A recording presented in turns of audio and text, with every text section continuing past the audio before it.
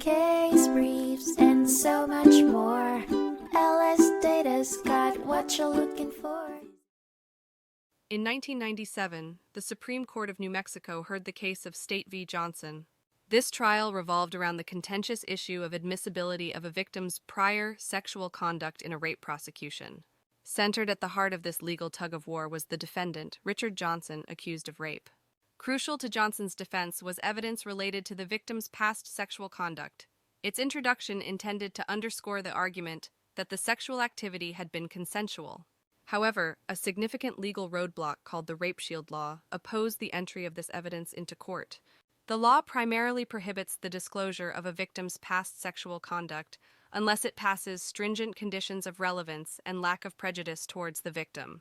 In an initial turn of events, the Court of Appeals granted Johnson a new trial, suggesting that the evidence should have been admitted.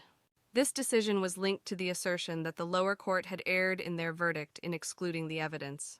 However, the Supreme Court of New Mexico took a different stance. Overturning the prior decision, the Supreme Court held that the trial court was correct in its original ruling of excluding the evidence. Their justification hinged on the argument that Johnson's defense had not sufficiently demonstrated that the probative value of the victim's prior sexual conduct significantly outweighed its prejudicial effect. They rejected the jury instruction that the forcible continuation of initially consensual relations does not constitute rape. This case exemplifies the balancing act trial courts must play within the legal framework of rape shield laws. Namely, they must weigh the potential benefits of evidence against the harm it could inflict on the truth-seeking process.